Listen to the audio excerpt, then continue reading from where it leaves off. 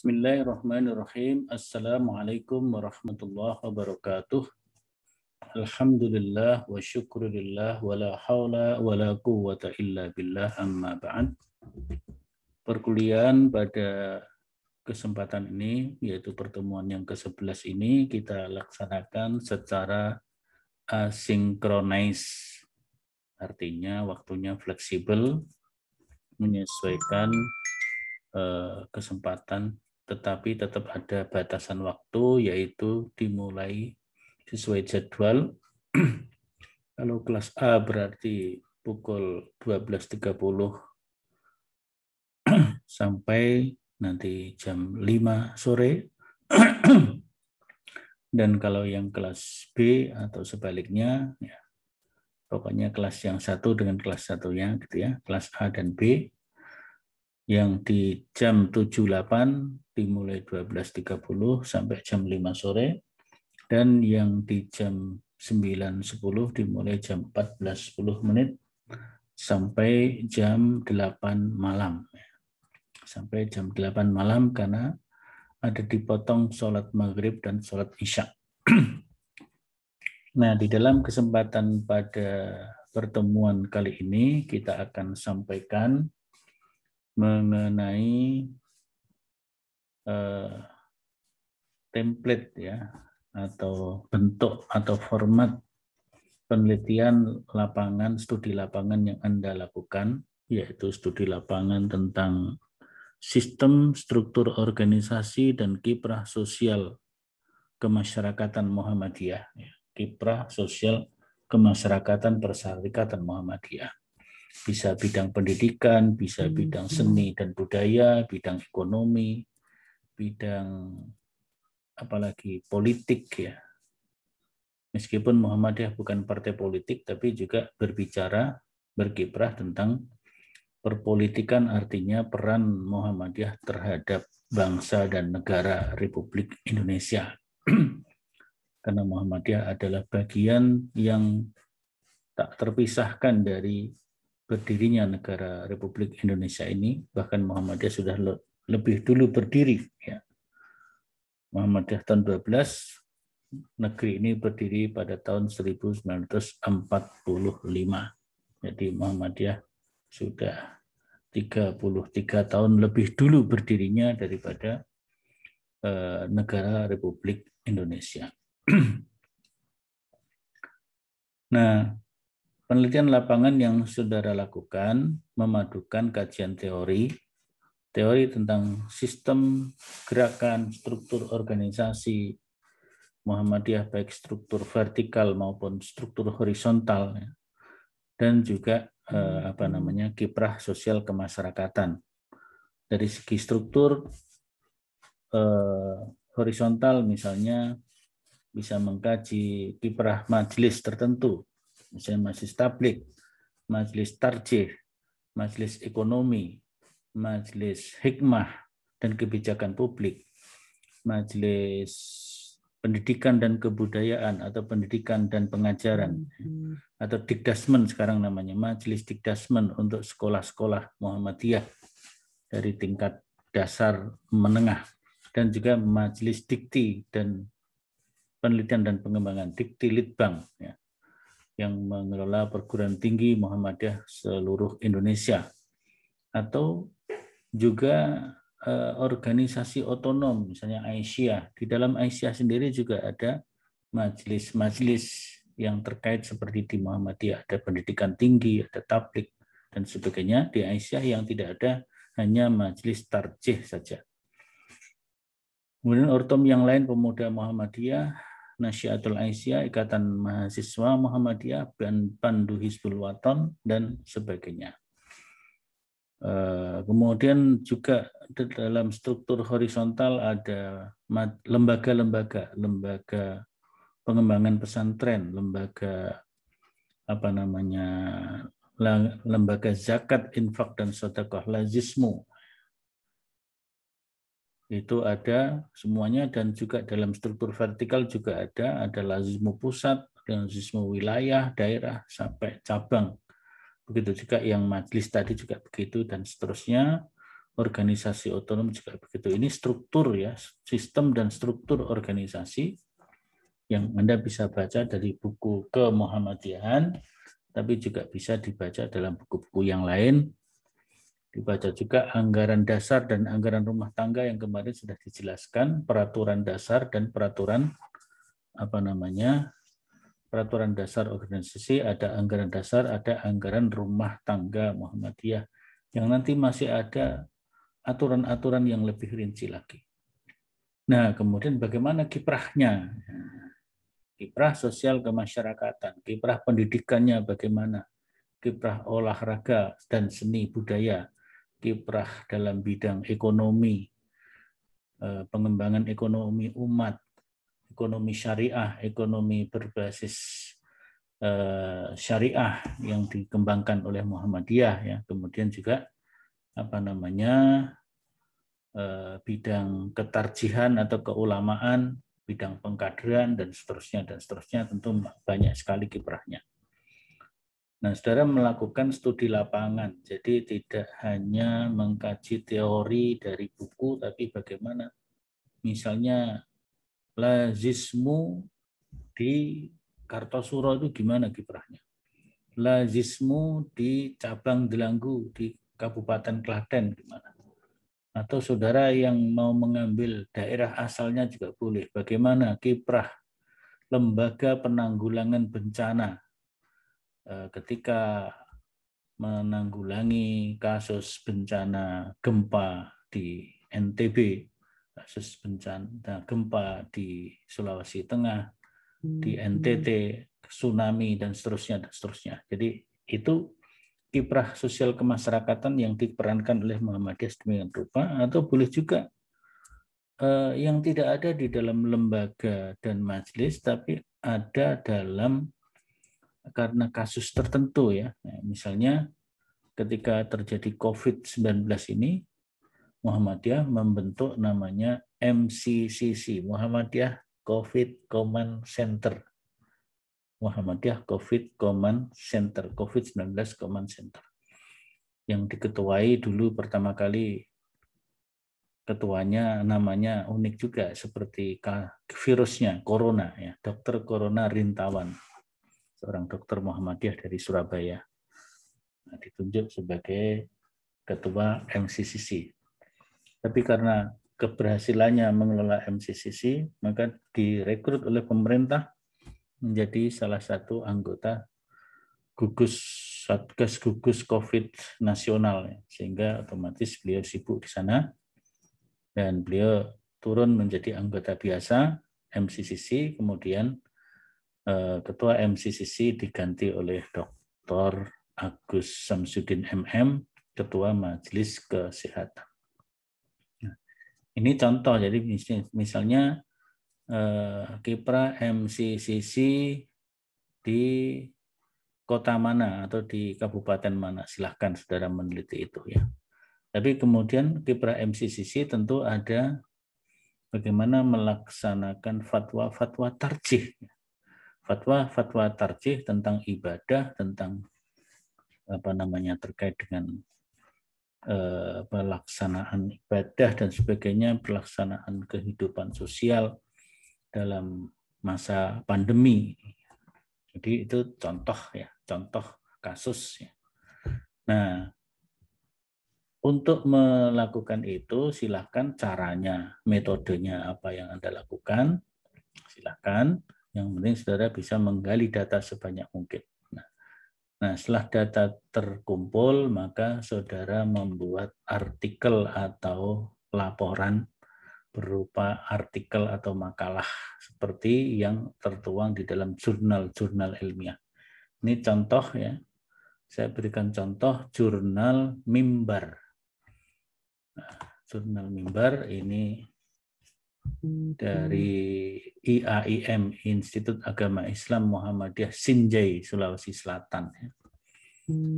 Jurnal Media Intelektual Muslim dan Bimbingan Rohani Mimbar, ya, bagus juga ini istilahnya ya. Ada sebuah artikel tentang Muhammadiyah, judulnya Muhammadiyah dalam Penyebaran Islam. Ini contoh bentuknya saja ya, bukan contoh materinya. Ya. Maka di situ ada nama penulisnya, identitasnya. Ya, kalau saudara nanti Universitas Muhammadiyah Surakarta atau IKT UMS ya, dengan nomor induknya ya. Nomor induknya, tapi ini kurang satu, di bawahnya ada alamat emailnya ya. Nanti dalam template saya berikan. Ini hanya contoh artikel, jadi ada abstraknya ya. Ada abstraknya, kemudian ada kata kuncinya, kemudian masuk makalah, ada pendahuluan dan seterusnya ya. Pendahuluan, di situ memuat ada latar belakang masalah, ada rumusan masalah ya, terutama hanya 2 isinya, latar belakang dan rumusan masalah. Tapi nanti template kita mungkin tidak seperti itu, tapi ini sudah memenuhi, nggak apa-apa. Dan ada pembahasan, ada sub-subnya ya. Dan ini juga ada footnote-nya ya. Jadi setiap pengambilan kutipan terhadap suatu tulisan orang lain ya, tulisan orang lain kita pakai, kita kutip, kita rujuk, maka harus kita sebutkan nih. Misalnya alinea ini merujuk kepada apa? Merujuk kepada sebuah pemahaman yang diambil dari sebuah artikel atau sebuah buku ya. Ini diambil dari buku Mustafa Kamal, Adabi Darban, Muhammadiyah Gerakan Islam, cetakan kedua dan seterusnya, halaman 68. Yang footnote ketiga juga begitu. Nah, ini ada footnote yang keempat langsung ya, karena dia dikutip ulang. 3 dan keempat itu bukunya sama ya. Bukunya sama, maka kemudian dinamakan atau diberi istilah ibid. Ibid itu sama dengan atasnya. Sama dengan atasnya. Nanti juga ada di dalam template ya. Itu contoh ya, ini contoh saja. Pembahasan sampai kepada yang terakhir adalah kesimpulan.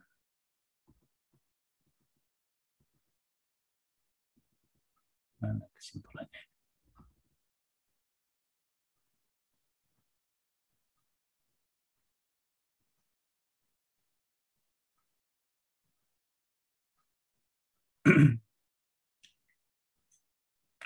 Ya, ini contoh saja ya.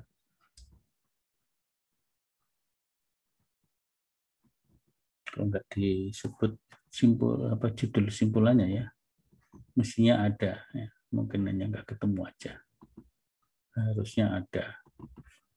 Kalau nggak ada berarti ini artikelnya kurang ya, kurang bagus. Jangan diikuti. C, peran, dan terakhir tuh mestinya ada simpulan, kesimpulan.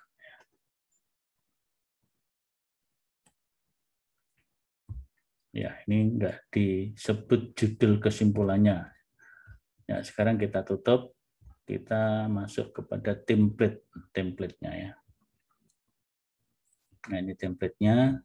Template itu format yang harus Anda buat nanti. Yang pertama, judul.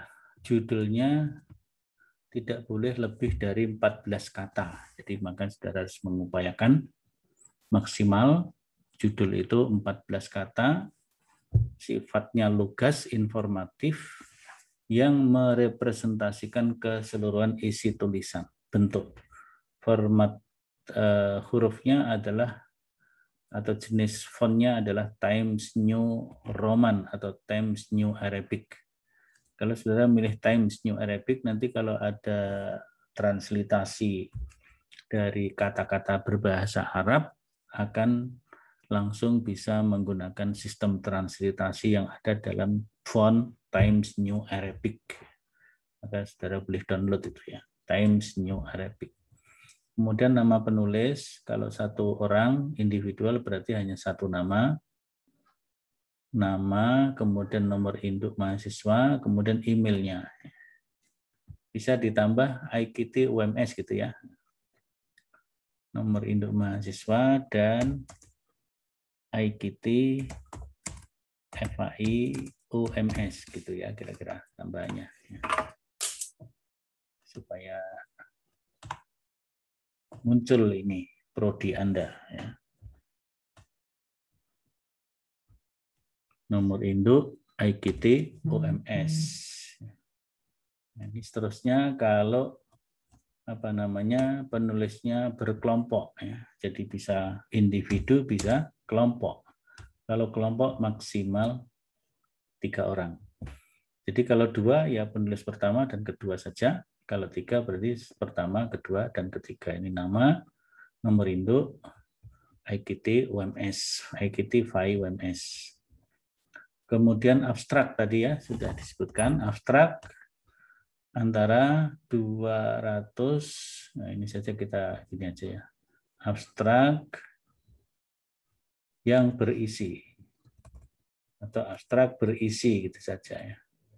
Abstrak berisi masalah penelitian, tujuan, metode, dan hasil. Jadi ada 4 ya. Ya 4. Masalahnya apa, tujuannya apa, metodenya apa, hasilnya bagaimana. Nah, abstrak ditulis menggunakan huruf yang sama, Times New Arabic 12 poin. Ya, 12 poin kita besarkan sesuai aturan 12 ya.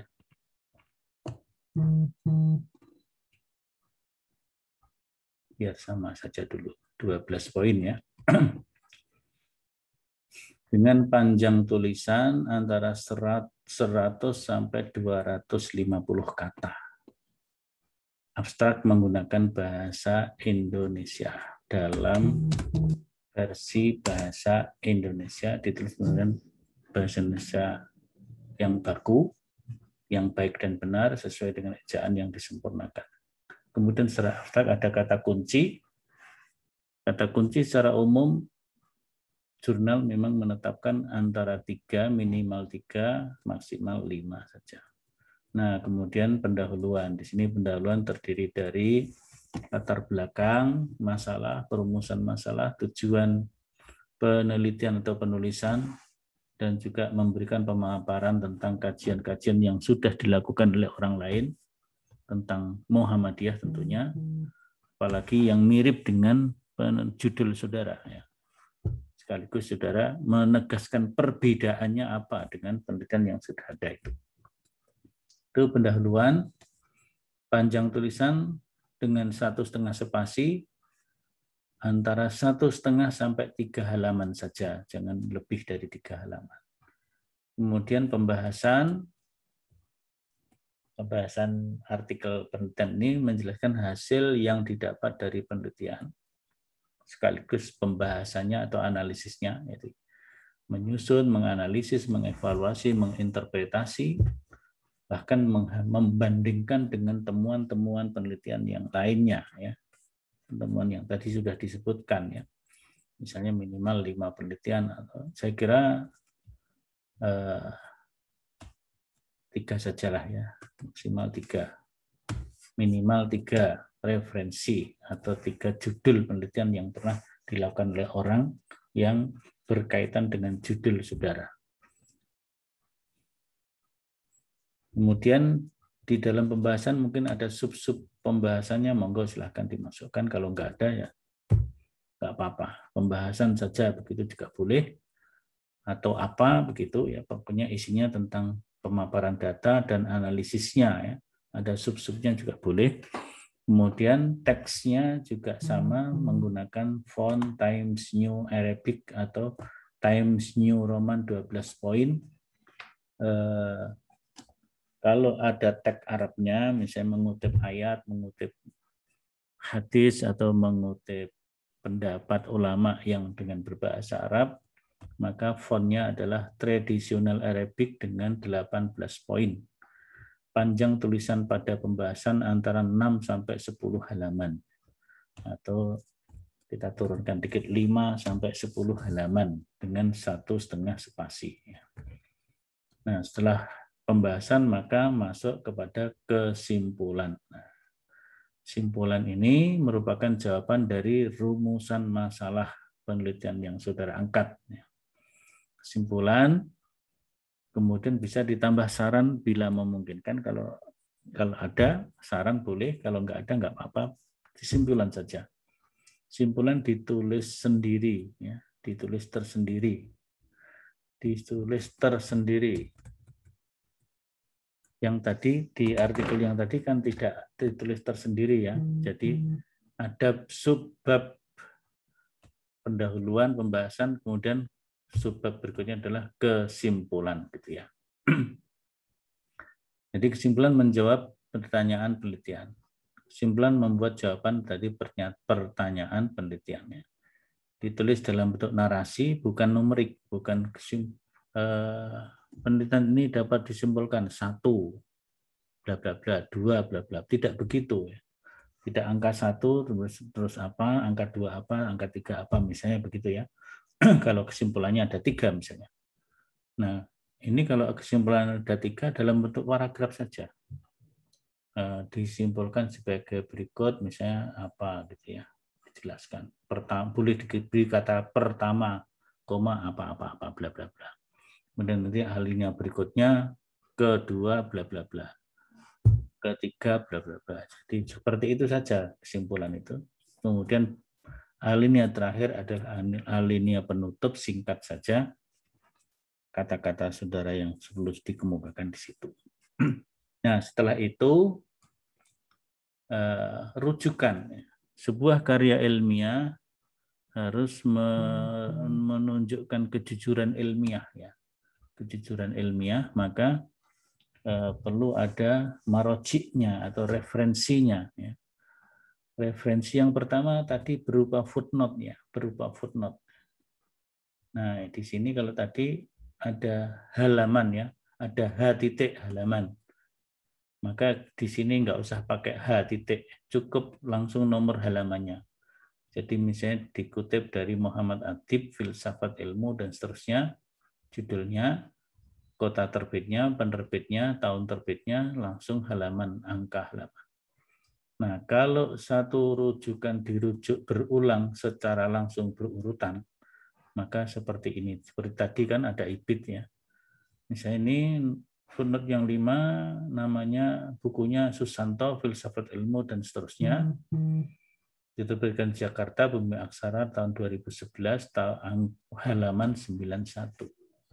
Berikutnya ngutip bukunya Pak Susanto lagi, maka diberi kata IBIT. Karena halaman yang dirujuk di halaman buku Pak Susanto beda, maka kita sebutkan halamannya. Tapi kalau kebetulan ya, footnote 5 ini halaman 91 bagian atas misalnya.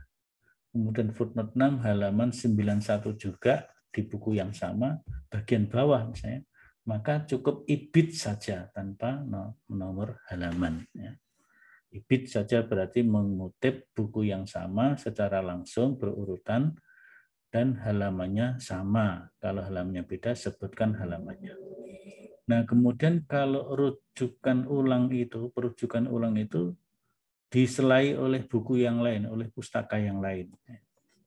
Disajikan dengan menyebut 1 atau 2 kata dari judul rujukan tersebut. Contohnya ini. Contohnya, misalnya footnote 5 Susanto dan seterusnya ini sebut lengkap. Kemudian footnote 6-nya kita ngambil bukunya Pak Adib ya, Adib. Pak Adib. Sudah ada sela dari buku yang lain ya. Nah, sini yang Adib ini, nah ini kebetulan bukunya sama judulnya, Filsafat Ilmu semua ya. Maka karena ini Pak Adib sudah pernah dikutip juga di footnote 4 ya misalnya gitu ya. Ini berurutan ya. Maka kita ambil 3 kata ya. Kita ambil 3 kata.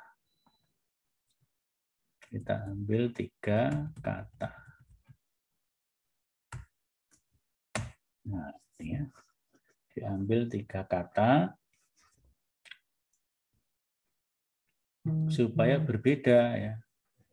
Kalau yang ini filsafat ilmu suatu. Filsafat ilmu suatu.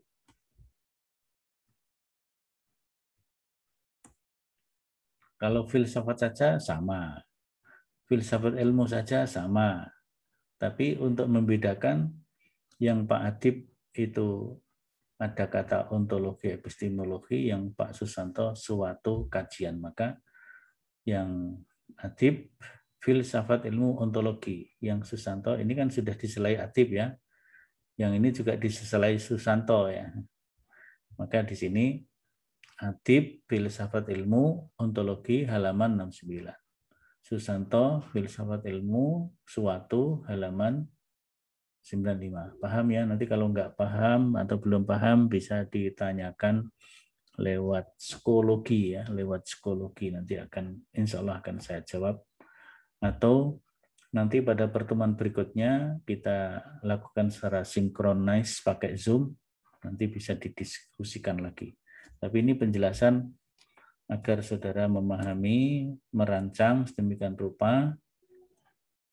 Maka setelah ini mestinya saudara membuat namanya time schedule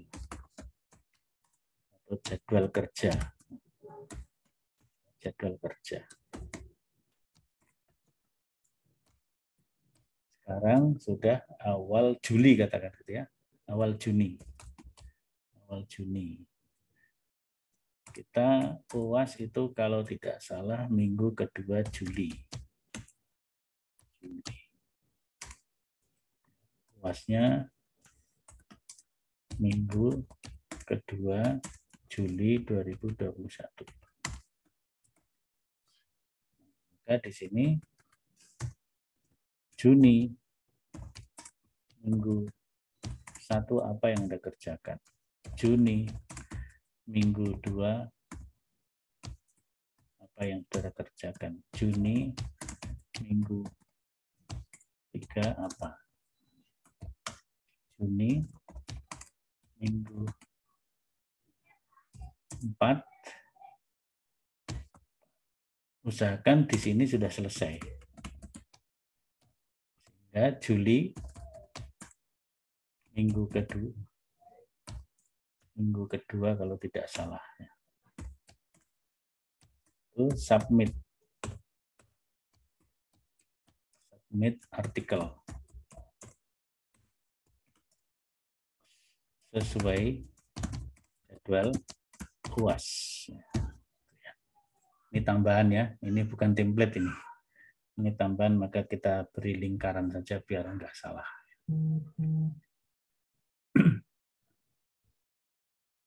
Mana lingkarannya? Ini.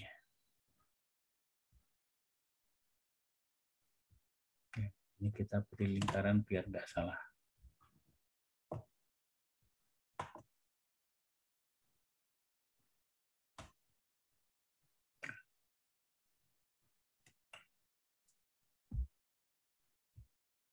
Novil. Nah, ini ya. Jadwal kerja saudara kalau bisa mengikuti ini. Jadi minggu pertama saudara menentukan judul. Menentukan judul dan bisa diajukan ya. Bisa diajukan judulnya via WA group atau via psikologi lebih bagus ya. Via psikologi atau nanti saya buat submission ajuan judul gitu ya. Nah, nanti kemudian saya beri komentar. Saya beri nilai judulnya, ada nilainya dan ada komentarnya gitu ya. Mungkin mulai besok sudah ada kolom submission untuk judul apa namanya, judul penelitian atau tulisan artikel saudara. Ya. Nanti saya beri catatan, saya beri komentar supaya judulnya menjadi lebih baik. Tapi ingat, judul tidak lebih dari 14 kata. Ya. Baik, saya kira itu. Terima kasih. Mudah-mudahan Anda bisa melaksanakan dan berlomba-lomba fastabiqul khairat. Siapa yang bisa menulis dengan yang terbaik ya. Nanti yang terbaik kita pilih. Mungkin ada kalanya bisa masuk jurnal di UMS, di tempat kita ada jurnal khusus kemuhammadian namanya jurnal Tajdida ya, jurnal Tajdida. Tapi nanti bisa kita kirim ke jurnal-jurnal yang lain. Nanti kita perbaiki terlebih dahulu ya. Jurnal artikel yang sudah terpilih nanti kita perbaiki terlebih dahulu.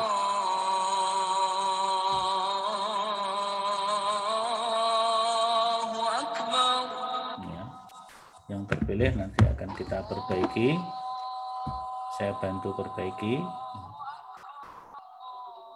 Sehingga nanti artikel yang sudah diperbaiki, saya ikut memperbaiki, saya ikut memberikan kontribusi, maka saya masuk dalam tim penulis itu ya. Kecuali kalau penulisnya sudah 3, enggak apa-apa juga sih, tambah 1 jadi 4, nama saya masuk di situ. Kita kirim ke jurnal-jurnal tentang Muhammadiyah di beberapa tempat, banyak saya kira. Baik, saya kira begitu ya, terima kasih. Pada pertemuan yang ke-11 ini terpaksa tidak secara sinkronis, ya, tapi secara asinkronis.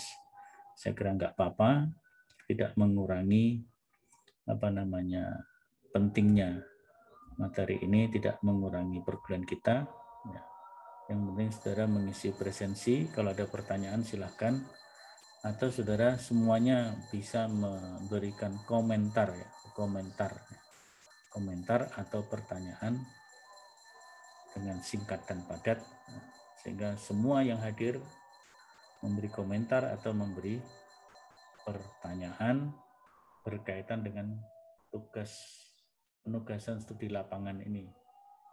Saya bilang ini adalah mini riset mini ya, jadi tidak riset yang daki sedemikian rupa. Tapi meskipun mini riset, kalau dikerjakan secara serius, insya Allah akan menjadi baik. Terima kasih. Nasrun minallah wa fathun qarib wa basyiril mu'minin. Wassalamualaikum warahmatullahi wabarakatuh.